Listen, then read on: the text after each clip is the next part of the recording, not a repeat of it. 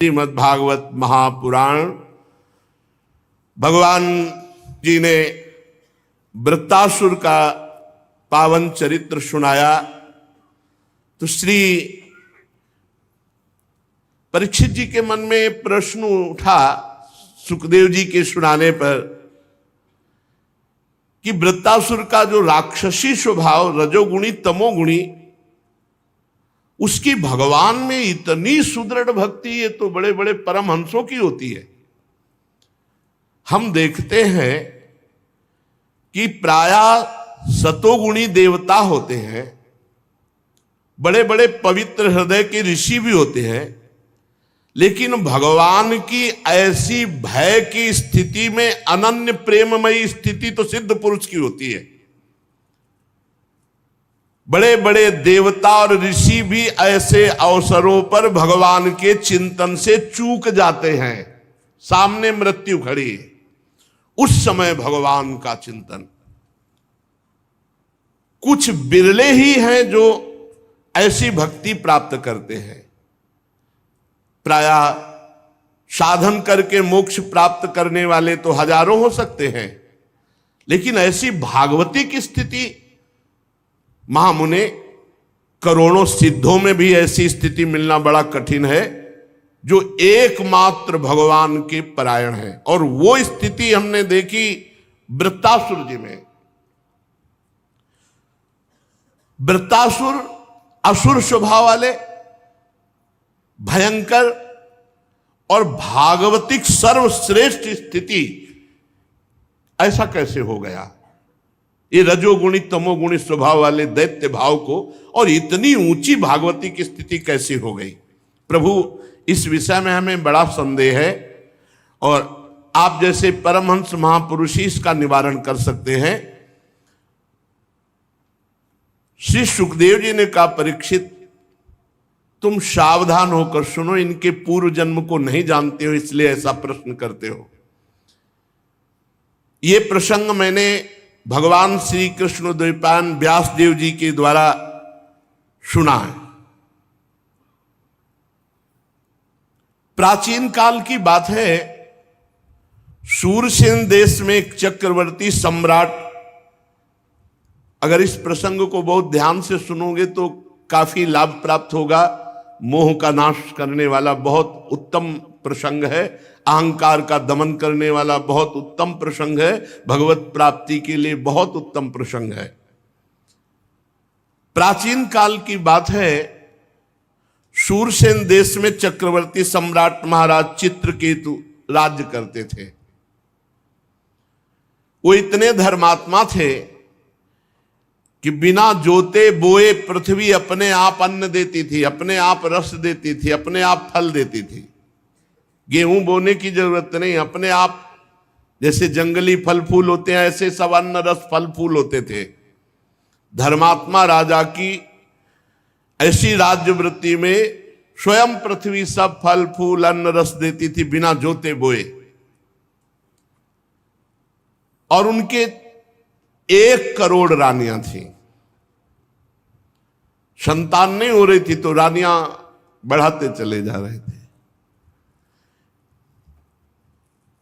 और किसी में भी ऐसी सामर्थ्य नहीं कि संतान उत्पन्न कर दे। इसका आध्यात्मिक भाव समझ लीजिए। चित्त ही चित्रकेतु है और उसकी करोड़ों वृत्तियां ही रानियां हैं और उसका फल भगवान की प्राप्ति है। अगर वृत्ति भगवान में नहीं लगी तो व्यर्थ ही है। ये करोड़ों वृत्तियां ही रानियां हैं और चित्रकेतु अर्थात चित्त ही, चित्त की वृत्तियां करोड़ों होती हैं, चित्त एक और चित्त की वृत्तियां करोड़ों, और उसका फल भगवान वासुदेव की प्राप्ति हो जाना, वही संतान की उत्पत्ति है। किसी में भी फल उत्पन्न करने की, संतान उत्पन्न करने की योग्यता नहीं रही। रानियां बढ़ती गई 1 करोड़, कोई संतान नहीं, कोई गर्भ धारण करने की सामर्थ्य नहीं रख रही थी। चित्रकेतु के पास किसी बात की कमी नहीं थी। सुंदरता, उदारता, युवावस्था, कुलीनता, विद्या, ऐश्वर्य, संपत्ति सब कुछ था, पर संतान नहीं। 1 करोड़ रानियां सब बांझ। बड़ी चिंता उनको हुई। सारी पृथ्वी के एक छत्र सम्राट, 1 करोड़ सुंदर रानियां, समस्त वैभव पर एक भी संतान नहीं। अब उनके हृदय में बहुत जलन, बहुत ताप कि मेरा जीवन व्यर्थ है। जो गृहस्थ है और उसके पुत्र संतान नहीं होती, उसको पुत नाम का नरक प्राप्त होता है। अगर भगवान को अपना मानकर भजन कर ले तो हर ऋण से मुक्त होकर परम पद को प्राप्त हो जाता है। कल एक विदेश से आए हुए भगत थे, शायद ऑस्ट्रेलिया या कहां, इसे बोल रहे थे। कहे थे हम दो चार साल से प्रवचन सुन, बड़े अच्छे साधक थे, तो उनका हम भगवान का भजन न करें। मेहनत से कमाते हैं, कभी कोई पाप कर्म नहीं करते, किसी से कोई मतलब नहीं है, अपने परिवार का पोषण करते हैं, जरूरी भगवान का भजन करना, फिर क्या हमें मोक्ष नहीं प्राप्त होगा? हम कहा नहीं, दुर्गति प्राप्त होगी। क्यों? हम कोई पाप कर्म करते हैं? नहीं। पर मालिक की संपत्ति को मुनीम हड़प ले तो सबसे पहले बुद्धि खराब हो गई। भगवान की वस्तु को तुम अपना मान रहे हो और भगवान का स्मरण नहीं कर रहे हो, भगवान को समर्पित नहीं कर रहे, अपराध है। नाथ सकल संपदा तुम्हारी, मैं सेवक समेत सुतनारी, और राधा राधा राधा, और सारे कर्म भगवान को समर्पित। अब मोक्ष हो जाएगा, अब कल्याण हो जाएगा। बोले नियत खराब ना हो तो? नियत तो पहले ही खराब कर दी। मालिक की संपत्ति को अपनी मान करके भोग रहे हो, नियत तो पहले ही खराब कर दी। यही बिना अध्यात्म के सूक्ष्मता को समझे जीव, ऐसा क्या भजन की जरूरत है? हम अपने परिवार, तुम्हारा परिवार है, तुमने पैदा किया है। 1 करोड़ रानियां एक भी पुत्र नहीं पैदा कर पा रहे। भगवान ने तुम्हें दिया, स्त्री दिया, पुत्र दिया, घर दिया, मकान दिया, दुनिया की सब संपत्ति तुम्हें जो दी, तो तदीयम वस्तु गोविंदम तुभ्यमेव समर्पये, उससे भगवान की आराधना करो, भगवान का स्मरण करो। अगर ये नहीं करते हो, नर्तन कर फल विषय न भाई, भजिए राम सब काम भियाई, तो तुम्हारी नियत खराब है, तुम्हें दंड मिलेगा। बड़े अंदर से जल रहे महाराज चित्रकेतु के 1 करोड़ रानियां, एक भी पुत्र नहीं।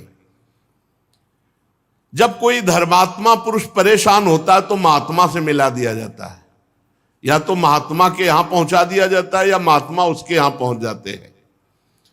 तो समर्थ अंगिरा ऋषि और देवर्षि नारद, ये विभिन्न लोकों में विहरण करने वाले महापुरुष,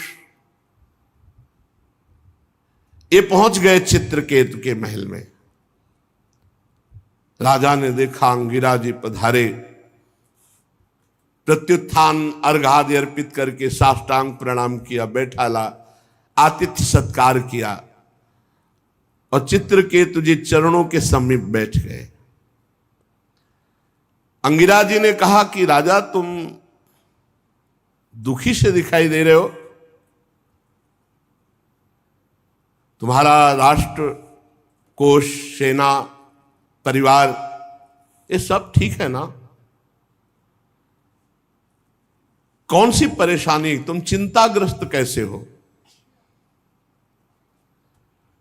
और राजन, सुखी वही होता है जो अपने मन को वश में कर लेता है।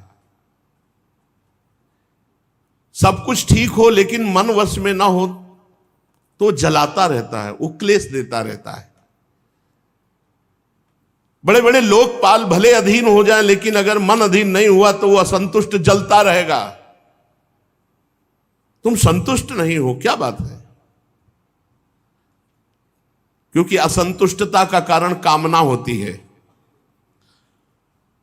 तुम्हारे मुख पर चिंता स्पष्ट झलक रही है, असंतोष झलक रहा है, स्वयं तुम ही उसके कारण हो। क्या कामना कर बैठे हो? महाराज अंगिरा ऋषि तो त्रिकालज्ञ थे, पर उनके मुख से कहलाना चाहते थे। सम्राट चित्रकेतु ने कहा, भगवान, जिन योगियों की तपस्या, ज्ञान, धारणा, ध्यान, समाधि के द्वारा सारे पाप नष्ट हो चुके हैं, जिनका जीवत्व तो नष्ट हो चुका है, वो त्रिकालज्ञ होते हैं।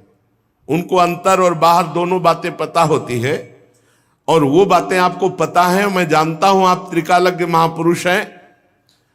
ऐसा होने पर भी जब आप जानबूझकर मुझसे ही सुनना चाहते हैं तो मैं आपकी आज्ञा मान करके निवेदन करता हूं।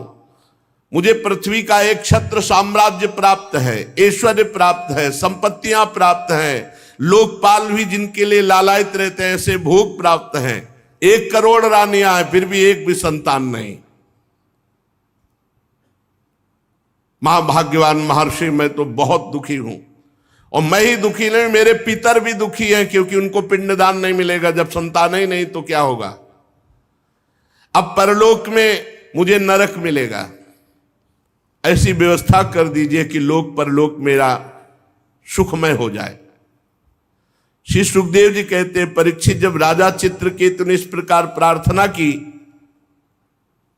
तो सर्व समर्थ एवं परम कृपाल ब्रह्मपुत्र भगवान अंगिरा ने त्वष्टा देवता के योग्य चरु निर्माण करके उनका यजन किया। और चित्रकेतु की सबसे बड़ी रानी जो सद्गुणवती और महान स्वभाव वाली कृतद्युति उनका नाम था। महर्षि अंगिरा ने मंत्रों के द्वारा यजन किया हुआ चरु उन्हीं को केवल दिया, कृतद्युति को। राजा चित्रकेतु से कहा, तुम्हारी पत्नी के गर्भ से एक पुत्र होगा जो तुम्हें हर्ष और शोक दोनों प्रदान करेगा। और ऐसा कहकर अंतर्ध्यान हो गए। चित्रकेतु को एक बात केवल सुनाई दी, तुम्हारे पुत्र होगा। आगे की बात नहीं सुनाई दी, जो हर्ष और सुख प्रदान करने वाला होगा। महारानी कृतद्युति प्रसाद को जो मंत्र से अभिषिक्त था पाया और गर्भ धारण किया। अब तो रोज चित्रकेतु के हृदय में अपार आनंद और सीधे राजकाज करके कृतद्युति के ही महल में जाना। कृतद्युति का गर्भ शुक्ल पक्ष के चंद्रमा के समान दिनों दिन क्रमशः बढ़ने लगा। समय आने पर महारानी कृतद्युति के गर्भ से एक सुंदर पुत्र हुआ। जिस दिन से गर्भ रहा उस दिन से गर्भ जब आज प्रकट हुआ, महाराज रोज वहीं जाते। और ये बात शेष रानियों के हृदय में आग पैदा कर दी कि आने की तो बात क्या, देखते भी नहीं महाराज, बस जब देखो कृतद्युति के महल में। अब जब पुत्र हुआ तो महाराज ने राजकाज में भी जाना कम कर दिया, बस इतने आनंदित पुत्र के लाड़ प्यार में खूब लुटाया। हर्ष, सम्राट थे, कोई कमी तो थी नहीं।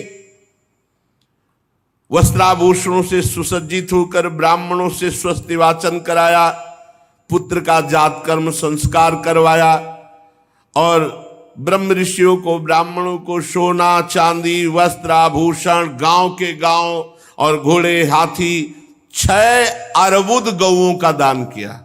6 अर्बुद। राजा चित्रकेतु पुत्र के लिए धान सब कुछ, जो जो मांगा सब कुछ ब्रह्म ऋषियों को, मांगने वालों को। जैसे मेघ वर्षा करता है ऐसे धन की वर्षा की चित्रकेतु जी ने, क्योंकि बड़ी कठिनाई और कामनाओं के बाद पुत्र की प्राप्ति हुई। महारानी कृतद्युति बहुत गर्व में, क्योंकि पुत्र हुआ तो उनका सबसे बड़ा सम्मान। 1 करोड़ रानियां थी। अन्य रानियों के हृदय में बहुत ही सवतिया डाह, ये बहुत जलन वाला होता है। एकत्रित होने लगी, वो कहे बहन तुम्हारे यहां आए महाराज? बोले नहीं हमारे यहां। बोले देख रही हो रोज कृतद्युति के पास जाते हैं, हम देख रहे हैं कि महाराज कृतद्युति को प्यार कर रहे हैं क्योंकि उनके पुत्र हुआ, हम सब बांझ हैं इसलिए हमारा तिरस्कार कर रहे हैं। एक तो वैसे ही हम जल रही थी कि हमारे गर्भ नहीं रहा, उनके गर्भ हुआ, और दूसरे महाराज भी प्यार नहीं कर रहे। इतनी डाह पैदा हुई कि आपस में कहने लगी कि हम तो अभागिनी हैं ही, पर इनको भी सौभाग्यशालिनी रहने नहीं देंगी। बड़ा विचित्र है ये डाह जो है, ईर्ष्या जो है, ये बहुत जलन पैदा करती है और बड़ा अनर्थ करा देती, बड़ा पाप करा देती है। देखो ना, अब तो महाराज मुझे पत्नी भी मानने के लिए स्वीकार नहीं कर, सीधे बस कृतद्युति के महल में। सचमुच हम सब धिक्कार के योग्य हो गई। देखो, हम तो दासियों के समान भी नहीं रही, हम लोग बड़ी अभागिनी हैं। बार बार तिरस्कार पा करके भी सह रही इस तिरस्कार। अब सबने कृतद्युति के प्रति द्वेष प्रकट किया, और द्वेष डाह से बुद्धि मारी जाती है। उनके हृदय में क्रूरता छा गई और सबने एक संगोष्ठी बैठा ली अन्य रानियों ने, और कर कहा कि अगर राजे कुमार मार दिया जाए तो कृतद्युति जो फूली फूली घूम रही है ये सब ठीक हो जाएगा। देखो ईर्ष्या कौन सा रूप धारण करती है। नन्हे राजकुमार को मारने का प्लान बना लिया, संकल्प कर लिया। अब प्रायः धाय मां राजकुमार की सेवा में कई लगी रहती थी। एक धाय को संपत्ति और भय, संपत्ति दिया और भय कि अगर नहीं करेगी तो तेरे मृत्यु दंड दिलाएंगे। तो वो तो रानियां ही हैं, भयभीत हो करके बच्चे के दुग्ध में हलाहल जहर डाल करके पिला दिया गया। देखो ईर्ष्या के कारण इनको ये ध्यान नहीं रहा कि महाराज की हालत क्या होगी। अपने हृदय की जलन मिटाने के लिए कितना बड़ा अनर्थ कार्य कर दिया कि पूरे राज्य का भविष्य उन्होंने चौपट कर दिया। अब जब बच्चा सो रहा है तो नजदीक जाकर कृतद्युति लौट आती, हाल तो बहुत आनंद से सो रहा है, इधर उधर डोलती, लेकिन बहुत समय हो गया। अब धाय से कहा उठाकर ला बालक को, जो आ गया। धाय उस बालक को देखकर चीख पड़ी, क्योंकि अलग अलग धाय होती थी। पूरा नीला शरीर पड़ चुका था। हाय हाय चिल्लाने लगी और मूर्छित सी हो गई। धाय की दशा देखकर रानी दौड़ करके गई और देखा पूरा शरीर नीला, क्योंकि इतना जोर का जहर दिया गया था कि बचने की संभावना ना हो। आंखें उलट गई थी, पूरा शरीर, मुख से फेन निकल रहा था, प्राण निकल चुके थे, मृत शरीर। देखते ही वो तो मां थी, शोक से मूर्छित होकर गिर गई। शरीर अस्त व्यस्त, फिर होश आवे, फिर मूर्छित। रनिवास की सब रानियां एकत्रित हो गई। वो हत्यारिणी भी, वो कृतद्युति से ज्यादा नाटक कर रही थी रोने और बेहोश होने का, जिन्होंने जहर दिलाया था। कोई जान ही न पावे कि ये सूचना राजा को। अब सोचो राजा की हालत क्या हुई होगी, जो इतनी मनौती के बाद एक पुत्र हुआ था। महाराज तो ये बात सुनते ही कि राजकुमार की मृत्यु हो गई, धड़ाम से गिर गए। मंत्री आज उनको पकड़ करके धीरे धीरे ला रहे, बाल खुले हुए, बस वो तो वही जानते हैं जिनके हृदय में कभी ऐसी पीड़ा हुई हो। लंबी लंबी सांस लेते हैं, आंसुओं की धारा कपोल को भिगो रही और कुछ बोल नहीं पा रहे, बस फिर मूर्छित हो जाते। फिर मंत्रीगण उठाकर उनको महल तक लाए। पति प्राणा रानी कृतद्युति अपने पति की दशा और अपने बच्चे की दशा देखकर विलाप कर रही। महारानी की भी स्थिति, महाराज की स्थिति, पूरा नगर व्याकुल, पूरा महल हाहाकार।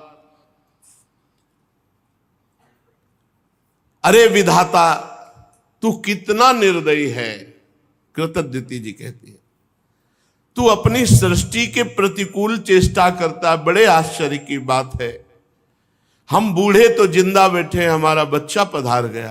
क्या बिगाड़ा था तुम्हारा इस बच्चे ने, या क्या बिगाड़ा था हमने? वास्तव में अपने पापों का कर्म भोगना पड़ता है। प्राणियों के जन्म मरण का कोई और दोषी नहीं, अपने ही कर्म होते हैं, अपना ही प्रारब्ध होता है। अगर अपना ही प्रारब्ध सब कुछ है तो विधाता तो किस बात का विधाता? हमें लगता है कि तूने कभी किसी से संबंध नहीं जोड़ा, स्नेह नहीं किया, प्रेम नहीं किया, इसीलिए तू इतना निठुर है। इस बच्चे को मार करके तेरे को क्या मिला? फिर दौड़ करके पुत्र को छाती से लगाती, बेटा तुम मुझे अनाथ और दीन करके क्यों चले गए? आंख खोलो तो सही, ऐसे जैसे मोह आविष्ट जन ऐसे बिलाप। राजकुमार उठो उठो, देखो तुम्हारे पिता कितने व्याकुल हो रहे, देखो हमने कितना सुंदर भोजन बना रखा, ऐसे बिलाप कर रहे हैं। प्यारे लाल, अगर तुम्हारी मुखारविंद की मुस्कुराहट देखने को नहीं मिली तो मेरे प्राण निकल जाएंगे। श्री सुखदेव जी कहते, परीक्षित, चित्रकेतु और रानी कृतद्युति अपने मरे हुए पुत्र को बार बार छाती से लगा के से फूट फूट कर रो रहे हैं, विलाप कर रहे हैं। सारा नगर शोक में डूब गया कि अरे भविष्य में होने वाले राजकुमार राजा होते और उनको विष दे दिया गया। ऐसा अब कोई वहां समझाने वाला तो है नहीं। फिर वही दोनों महापुरुष आ गए, महर्षि अंगिरा और देव ऋषि नारद जी। इसी अशोक जब कोलाहल मचा हुआ है महान दुख का, राजा चित्रकेतु तो मृत प्राय होकर पुत्र के पैरों के पास पड़े हैं। अंगिरा और देवर्षि नारद जी गए और कहा, राजेंद्र उठो उठो। वो महाराज के देखा जिन्होंने पुत्र दिया था वही महाराज आए, चरणों महाराज महाराज। तो उन्होंने कहा, राजन सावधान सावधान, तुम जिसके लिए इतना शोक कर रहे हो वो बालक पहले तुम्हारे पूर्व के जन्म में कौन था जानते हो? तुम उसके कौन थे जानते हो? अगले जन्म में वो तुम्हारा क्या बनेगा, तुम उसके कौन बनोगे जानते हो? अरे राजन, जैसे हवा के प्रवाह से बालू कण मिल जाते हैं फिर अलग हो जाते हैं, ऐसे ये ना यहाँ कोई किसी की पत्नी ने, यहाँ कोई किसी का पुत्र है, कर्मानुसार कुछ समय के लिए आया फिर चला जाएगा। जैसे कुछ बीजों से दूसरे बीज उत्पन्न होते और नष्ट हो जाते हैं, ऐसे भगवान की माया की प्रेरणा से कुछ उत्पन्न होते, कुछ नष्ट होते रहते हैं। ये चक्र चलता रहता है। सत्य वस्तु परमात्मा है। सत्य वस्तु ये पुत्र पत्नी ये व्यवहार नहीं है, इनमें विराजमान परमात्मा है। भगवान सबके अधिपति हैं। जन्म मृत्यु आदि विकार शरीर के होना है, निश्चित होना है, सबके होंगे, हम तुम भी जाएंगे। और उस परमात्मा का कभी नाश नहीं होता, अविनाशी का। राजन, जैसे बच्चे घर घरौंदे बनाते हैं, खेल खिलौने बनाते हैं, खेलते हैं, बिगाड़ देते हैं, ऐसे ये संसार का खेल है। वो भगवान इसको अपने आप में रचता है, अपने आप से खेलता है, अपने आप का विनाश करता है। तुम क्यों इतना विकल हो रहे हो? पिता की देह द्वारा माता की देह से पुत्र की देह की उत्पत्ति होती है। पिता, माता और पुत्र, इन तीनों में परमात्मा विराजमान है, कोई नहीं जान पाता। बाहरी दृष्टि से अपने संबंधों को मान लेते और जब समय आता है बिछुड़ते तो हाय हाय करते। ये सब अविद्या कल्पित, माया कल्पित है।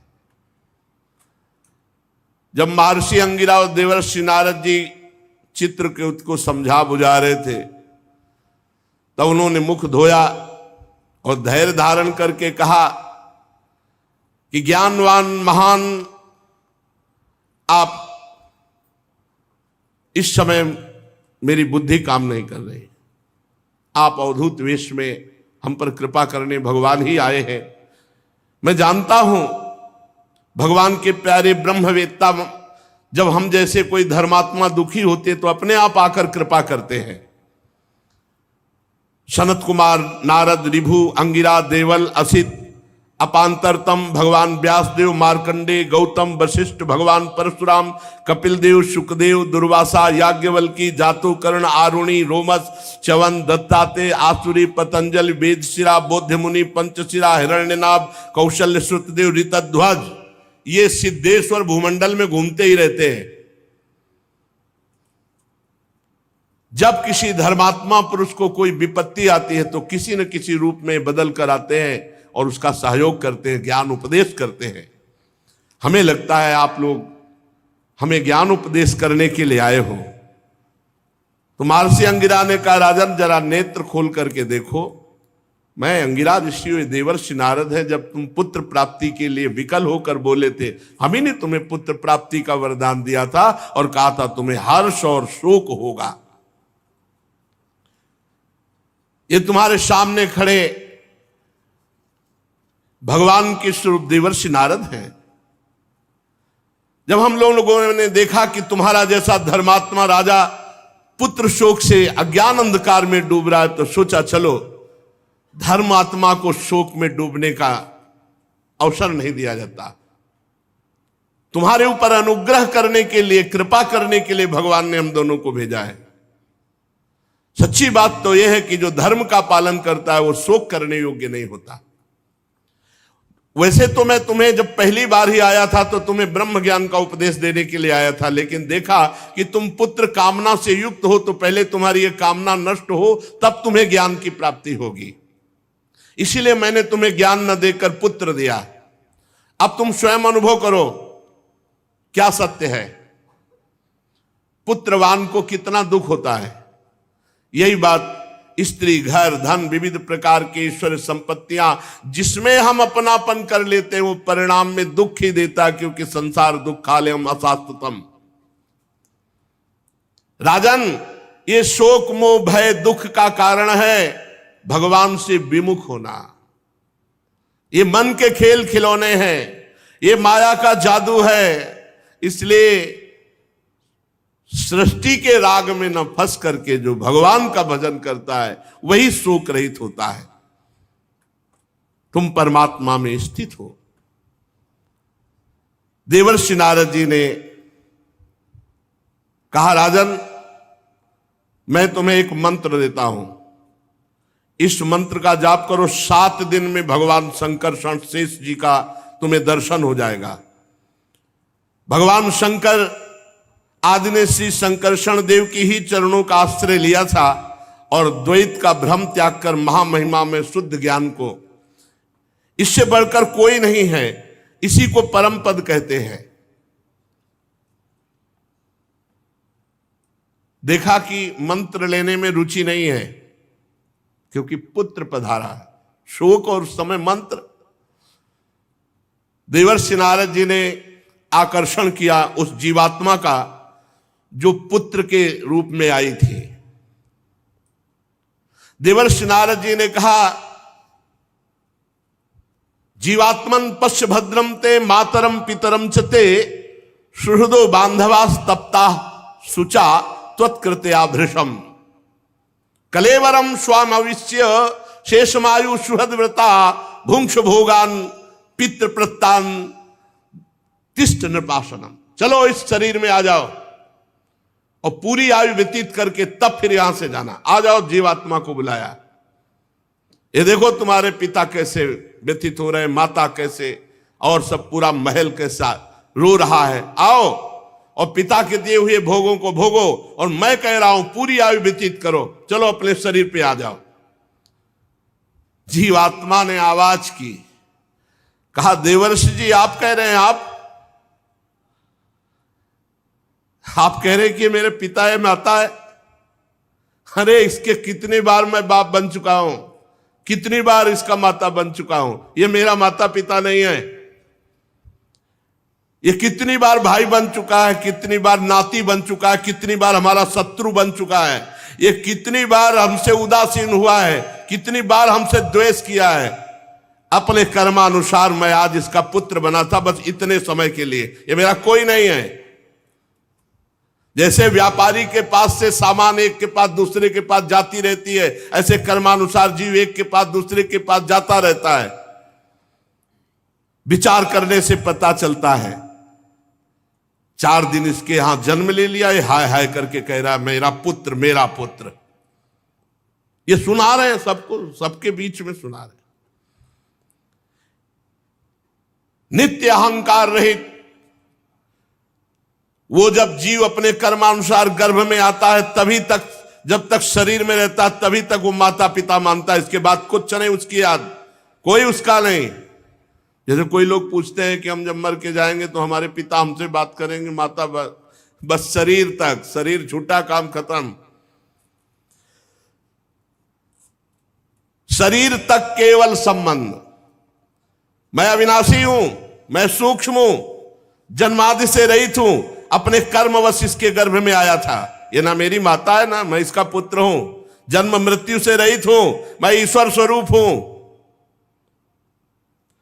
ना तो मेरा कोई प्रिय है ना कोई अप्रिय है, ना मेरा कोई अपना है ना कोई पराया है, ना कोई हित है ना कोई अहित है, ना कोई मित्र है ना कोई शत्रु है। मैं सबसे उदासीन, मैं अद्वितीय हूं। इस शरीर कर्मानुसार ग्रहण करने मात्र से केवल कुछ समय के लिए मैं पुत्र बना था। राजा से कहा सुनो, और देवर्षि नारद जी से जीवात्मा ने कहा कि अब इस शरीर, गंदे शरीर को मैं स्वीकार नहीं करता। राजा ने कहा कि जाओ जाओ, मोह नष्ट हो गया। क्योंकि जब ज्ञान की बात सुनी, जीवात्मा ऐसा कहकर अंतर ध्यान हो गया, राजा का मोह बंधन कटा। फिर उन्होंने मंत्र लिया। पहले मंत्र, मोह गए बिनु राम पद होई न दृढ़। बहुत मोह विचित्र होता है। अब तो राजा ने उदासीन होकर के कहा इसका जात संस्कार कर दो। शरीर का और दैहिक क्रियाएं पूर्ण की गई। राजा ने दुस्तज स्नेह का त्याग किया, और जिन रानियों ने बच्चे को विष दिया था वे सब बाल हत्या के कारण श्रीहीन हो गई। अब तो हाय हाय उनके हृदय में जलन। अब उसका पाप का सब चिल्ला चिल्ला कर कहने लगे कि मैंने विष दिया। पाप छुपता नहीं, वो नष्ट करता है। अंगिरा जी ने उनको भी उपदेश दिया, बाल हत्या का प्रायश्चित करवाया, मात्सरहीन करके उनको भजन में लगाया। जहां संत पहुंच जाते हैं मंगल ही मंगल हो जाता है। उन सब माताओं को जिन्होंने ईर्ष्यावश जहर दिया था, बाल हत्या का प्रायश्चित करवाया, मात्सरहीन किया और उनको भजन का उपदेश किया। अंगिरा जी और नारद जी के उपदेश से राजा चित्रकेतु के हृदय में वैराग्य, उन्होंने तत्काल संपूर्ण राज्य छोड़ दिया, और जो मंत्र दिया था उसका एकांत में यमुना जी में विधि पूर्वक स्नान करके समस्त धार्मिक क्रियाएं की, और संयतेंद्रीय होकर के नारद जी को जो गुरुदेव के रूप में वर्ण करके उनके द्वारा दिए हुए मंत्र से, अब नारद जी ने कहा कि सुनो, मंत्र तो है, मैं एक विद्या का उपदेश करता हूं जिससे तुम बहुत जल्दी महान पदवी को प्राप्त हो जाओगे। ओम नमस्तुभ्यं भगवते वासुदेवाय धीमहि प्रद्युम्नाय निरुद्धाय नमः संकर्षणाय च नमो विज्ञानमात्राय परमानंद मूर्तये आत्मा रामाय शांताय निवृत्तद्वैत दृष्टये आत्मानंदानुभूत्यैव न्यस्त शक्तिर्मये नमः ऋषिकेशाय महते नमस्ते विश्वमूर्तये वचस्यु परते प्राप्य यैकैको मनसः स अनाम रूपस्यन्मात्रः सोऽव्यान्नः सदसत्परः यस्मिन्निदं यतश्चेदं तिष्ठत्यप्येति जायते मृण्मयेष्वियो मृज्जातिस्तस्मै ते ब्रह्मणे नमः यन्न स्पृशन्ति न विदुर्मनो बुद्धिन्द्रियासवः अंतर्बहिष्य विततम व्योमवत्तन्नतोऽस्म्यहम्। ओंकार स्वरूप भगवान वासुदेव प्रद्युम्न निरुद्ध और संकर्षण रूप से क्रमशः चित्त बुद्धि मन और अहंकार के अधिष्ठाता है। मैं आपके इस चतुर्व्यूह रूप को बार बार नमस्कार करता हूं। आप विशुद्ध विज्ञान स्वरूप हैं, आपकी मूर्ति परमानंदमयी है, आप अपने स्वरूप भूत आनंद में मगन रहते हैं, आप माया जनित राग द्वेष आदि दोषों का तिरस्कार करते हैं। हे प्रभु, मैं आपको नमस्कार करता हूं। आप सबकी समस्त इंद्रियों के प्रेरक परम महान विराट रूप है। हे प्रभु, मैं आपको नमस्कार करता हूं। मन सहित वाणी आप तक ना पहुंच करके बीच से ही लौट आती है। उसके उपरत हो जाने पर जो अद्वितीय नाम रूप रहित चेतन मात्र और कार्य कारण से परे की वस्तु होए, वो प्रभु आप है। आप हमारी रक्षा कीजिए। नारद जी ने इस महाविद्या का उपदेश किया।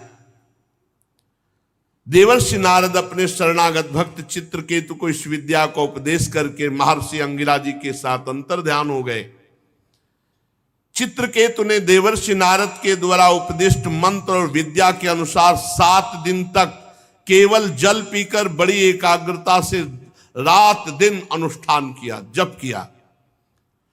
7 रात के पश्चात राजा चित्रकेतु को विद्याधरों का अखंड आधिपत्य प्राप्त हो गया। इसके बाद कुछ ही दिनों में इनका मन और भी शुद्ध हुआ, तो इन्होंने देखा देवादिदेव भगवान संकर्षण शेष जी सामने विराजमान है।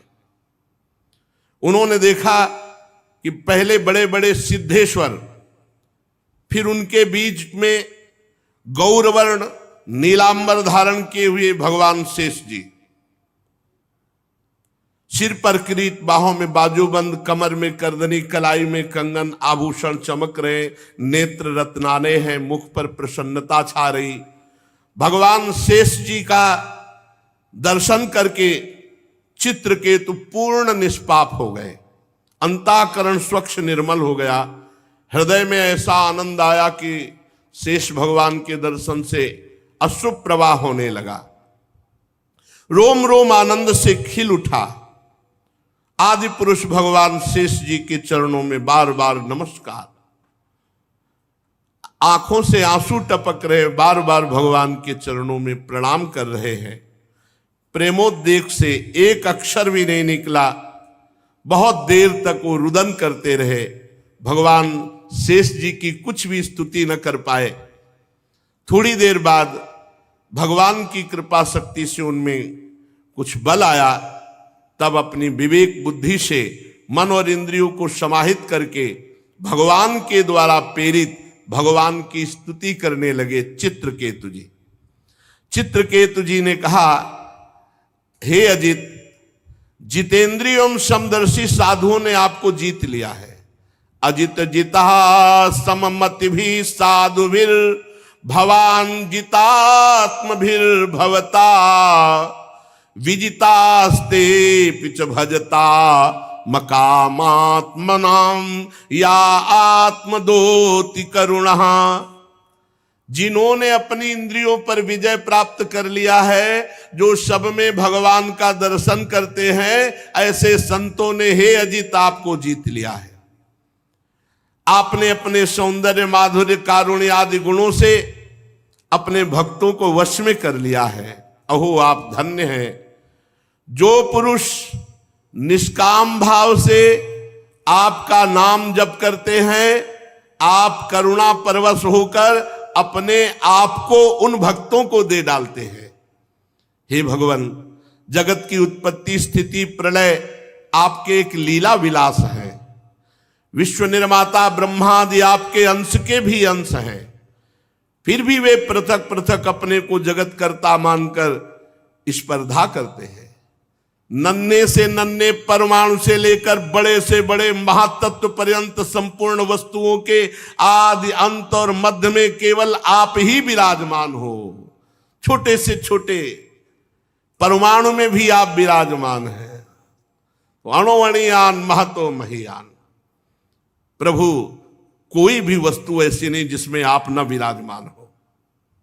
भाई यही बात समझ में आ गई तो सर्वत्र भगवान का साक्षात्कार। जो नर पशु केवल विषय भोगों में लगे हुए हैं, आपका भजन नहीं करते हैं, उनको नरक की प्राप्ति होती है। आप कह दो कि हम कुछ पाप नहीं, रह ही नहीं सकते बिना पाप किए। अगर भगवान का भजन नहीं तो बुद्धि शुद्ध नहीं तो पापाचरण तो होगी। और सबसे पहली बात, आप भेजे ही गए हो भजन करने के लिए मानव देह में। यदि सत्कर्म नहीं किया, भजन नहीं किया तो अपराध है दंडनीय। ये भागवती का अपराध है। राजकुल का नाश होने के बाद जैसे उसके अनुयायियों की जीविका चली जाती है, ऐसे ही जो देवताओं की आराधना करते हैं, तो जब सृष्टि में उनका नाश होता है तो उनके आराधकों का भी नाश हो जाता है। हे परमात्मन, आप ज्ञान स्वरूप हैं। जो सकाम भावना से युक्त होकर के अन्य अन्य उपासना में लगे हैं, आपका भजन नहीं करते, वो जन्म मृत्यु के बंधन से कभी मुक्त नहीं हो सकते। जीव को सुख दुख की प्राप्ति कराने वाली ये कामनाएं ही हैं, ये द्वंद्व हैं। इसलिए हे अजित, विशुद्ध भागवत धर्म का जिसने आश्रय ले लिया, जो निरंतर भजन करता है, जिसके आप ही हो संग्रह परिग्रह अकिंचन है, जो आप में ही अपनी अहमता ममता समर्पित कर दिया है, वो इस आवागमन से मुक्त हो जाता है। अन्य कोई उपाय नहीं। जो भागवत धर्म का पालन करता है, जिसका सब कुछ भगवान ही है, जो रात दिन भजन करता है, वही इस आवागमन से मुक्त होता है। भगवान, आपके दर्शन मात्र से मेरा अंतःकरण का सारा मल धुल गया। आपके अनन्य प्रेमी भक्त देवर्षि नारद जी ने मुझे जो जो कहा था वो सब ठीक वैसा ही मिला। हे अनंत, आप संपूर्ण जगत की आत्मा हैं। अतएव संसार में जितने प्राणी हैं उन सबका बल आप हैं। चाहे जुगनू हो चाहे सूर्य, जुगनू से लेकर सूर्य तक आपसे ही प्रकाशित है। अर्थात छोटे बल से लेकर बड़े बल तक आपके ही बल के द्वारा सब बलवान हैं, पर कोई ये जान नहीं पाता। प्रभु, आपकी चेष्टा से ही ब्रह्मांड में चेष्टा प्रकट होती है, बड़े बड़े लोकपालों में चेष्टा होती है, और छोटे छोटे जीवों में भी चेष्टा होती है, आपके ही बल से। हे शास्त्र शीर्षा शेष भगवान, आपको नमस्कार है। मंत्र के प्रभाव से चित्रकेतु को विद्याधरों का अधिपति पद प्राप्त हुआ और भगवान शेष जी के दर्शन हुए। भगवान शेष जी ने कहा, चित्रकेतु, ये जो बहुत जल्दी तुम्हें हमारा साक्षात्कार हुआ ना, ये देवर्षि नारद और महर्षि अंगिरा की कृपा से। ये भगवत प्रेमी महात्मा चाहे तो जो जन्म जन्म में प्राप्त होना है वो दिनों में प्राप्त हो जाए। ये जो विद्या का उपदेश देवर्षि नारद ने किया, उसी के प्रताप से मैंने तुम्हें दर्शन दिया। मेरे दर्शन तुम्हें प्राप्त हुए, अब तुम सिद्ध हो चुके। मैं समस्त प्राणियों का आत्मा हूं, मैं पालन करता हूं, मैं ही शब्द ब्रह्म वेद हूं, मैं ही पर ब्रह्म की अनुभूति हूं। जैसे स्वप्न में सोया हुआ पुरुष स्वप्नांतर होने पर संपूर्ण जगत को अपने में ही देखता है, स्वप्नांतर टूट जाने पर स्वप्न में ही जागता है, ऐसे ये जागृत की स्वप्नमयी अवस्थाएं हैं, ये मायामयी है, और इनसे मैं अतीत परमात्मा हूं। सांसारिक सुख के लिए जो चेष्टाएं की जाती हैं उनमें श्रम है, क्लेश है, परंतु जो सत्य सुख के उद्देश्य से की जाती है वो परम सुख प्रदान करने वाली है। नाम जप करते हुए सांसारिक चेष्टाएं करो, सुख मिलेगा। नाम भूल करके सांसारिक चेष्टाएं करोगे, यही फंसा के दुख के जाल में डाल देंगी। जो मनुष्य अपने को बहुत बुद्धिमान समझता है और मेरा भजन नहीं करता, कर्म के पचड़ों में फंसा रहता है, उसे विपरीत फल मिलता है। समझ लेना चाहिए, ये समझ लेना चाहिए, भजन करना अति अनिवार्य है। भजन नहीं करोगे तो दुख मिलेगा, दंड मिलेगा। इसलिए लोक में देखे हुए, परलोक में सुने हुए भोगों की चक्कर में ना पड़कर उनसे अपना पिंड छुड़ाकर मेरा नाम जप करे, मेरा भजन करते हुए अपने कर्तव्य कर्म को करे। योग मार्ग में तत्व को समझने वाला वही निपुण है जो ये बात समझ ले, जीव का सबसे बड़ा कर्तव्य, सबसे बड़ा स्वार्थ, सबसे बड़ा परमार्थ है कि वो मेरा साक्षात्कार कर ले। जाओ, आज से तुम सिद्ध हो गए, भगवान ने प्रमाण दे दिया। और भगवान शेष जी अंतर ध्यान हो गए। अब विद्याधर चित्रकेतु जिस दिशा में भगवान संकर्षण अंतर ध्यान हुए थे, उसी ओर बार बार दंडवत, बार बार नमस्कार। अब तो महायोगी हो गया चित्रकेतु,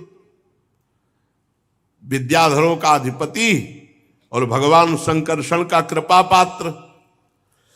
करोड़ों वर्षों तक सब प्रकार के संकल्पों को पूर्ण करने वाली सुमेर पर्वत की घाटियों में आनंद अब सिद्ध हो गया।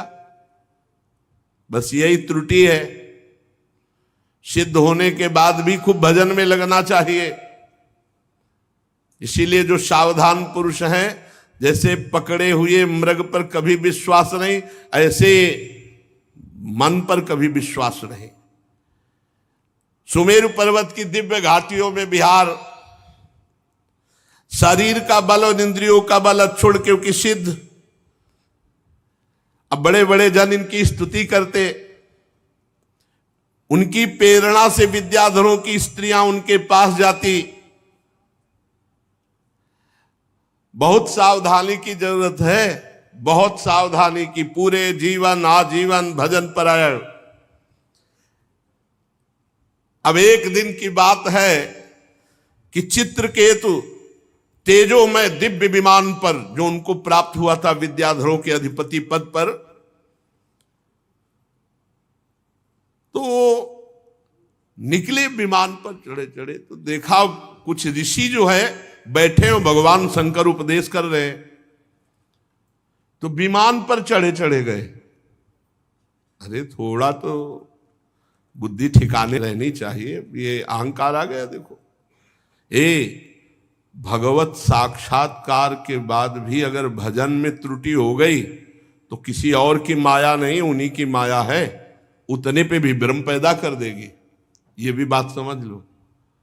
इसीलिए जो सिद्ध महापुरुष होते हैं रात दिन भजन में लगे रहते हैं, भजन से नहीं हटते। ये नहीं कि सिद्ध हो गए तो अब चलो सुमेरु की घाटियों पर विहार करते हैं। देख लो, उद्दंडता नहीं गई महाराज चित्रकेतु की, बहुत जल्दी सिद्ध हो गए। 7 दिन में तो अधिपति पद प्राप्त हो गया, क्योंकि ऋषि कृपा हो गई। सत्संग बराबर मिलना चाहिए, भजन बराबर होना चाहिए। न सिद्धों की भी बुद्धि में फर्क डाल देती माया। ज्ञानी नाम पिचेता से देवी भगवती हिसाब बलादा कृष्ण मोहाय महामाया प्रेक्षति।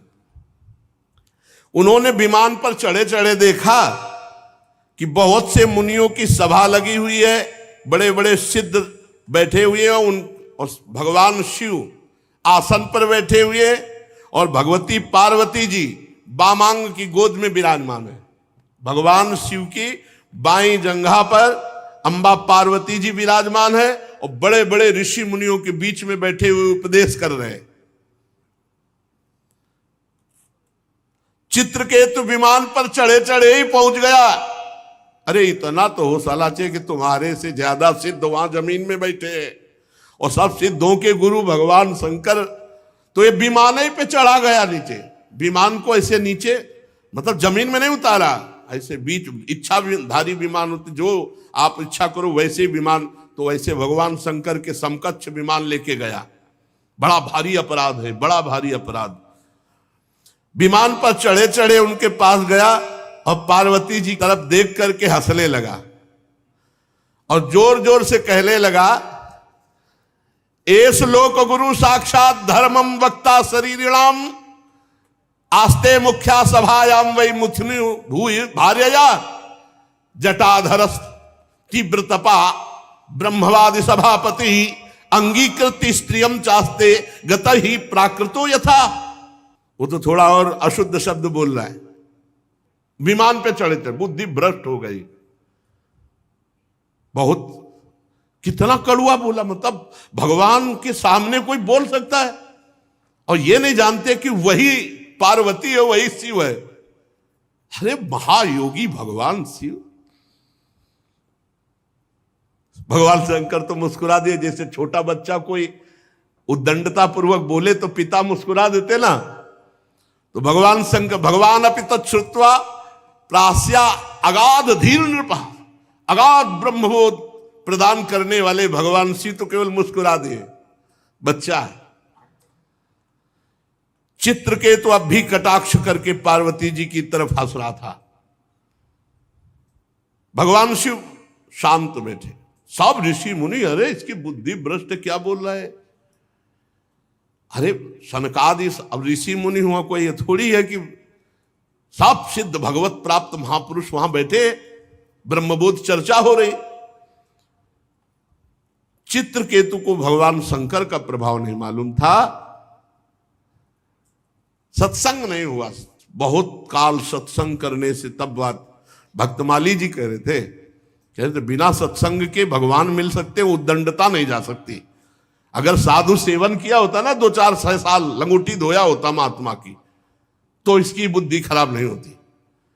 मंत्र दे दिया, 7 दिन में मंत्र के प्रभाव से विद्याधर का अधिपति बना। थोड़े दिन और जब किया, संकर्षण भगवान का दर्शन हो गया।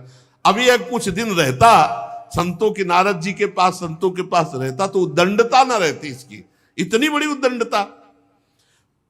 जितने भी सभा में बैठे थे सब की रुद्र दृष्टि हो गई। कैसे बात कर रहा है भगवान शिव से, कैसे बात कर रहा है। चित्रकेतु को भगवान शंकर का प्रभाव नहीं पता था, इसलिए वो ऐसे अशुद्ध शब्द बोल गया। और उसको एक अहंकार हो गया।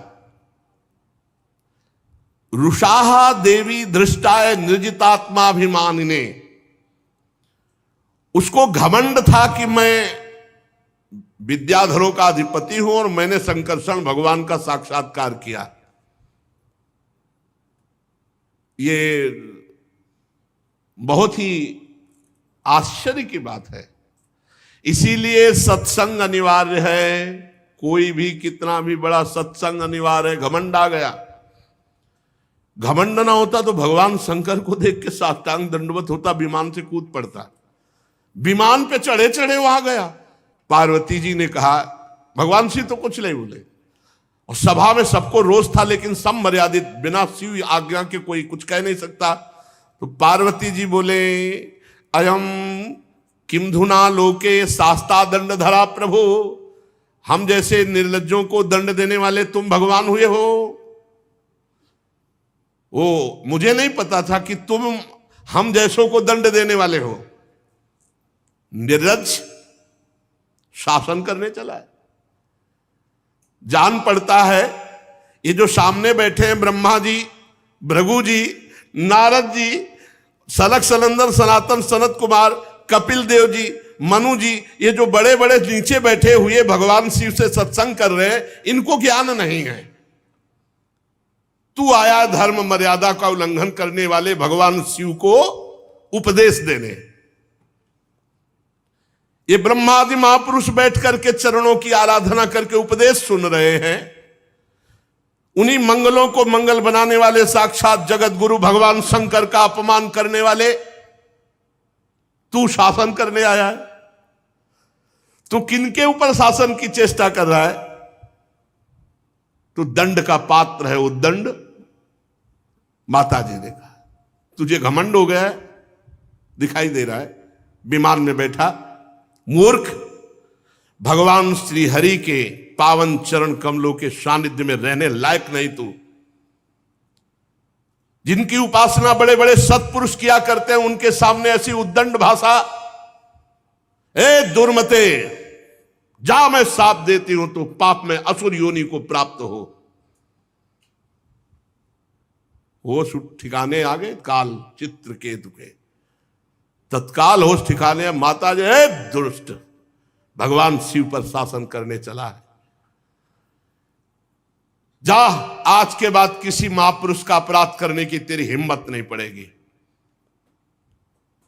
परीक्षित जे ही चित्रकेतु को शाप दिया, सो सारा घमंड का नशा उतरा, कूद पड़ा विमान से और सिर के बल भगवान और अंबा जी के चरणों, क्षमा करो क्षमा।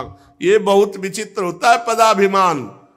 बड़ा आश्चर्य है, संकर्षण भगवान का साक्षात्कार करने पर भी देखो उद्दंडता।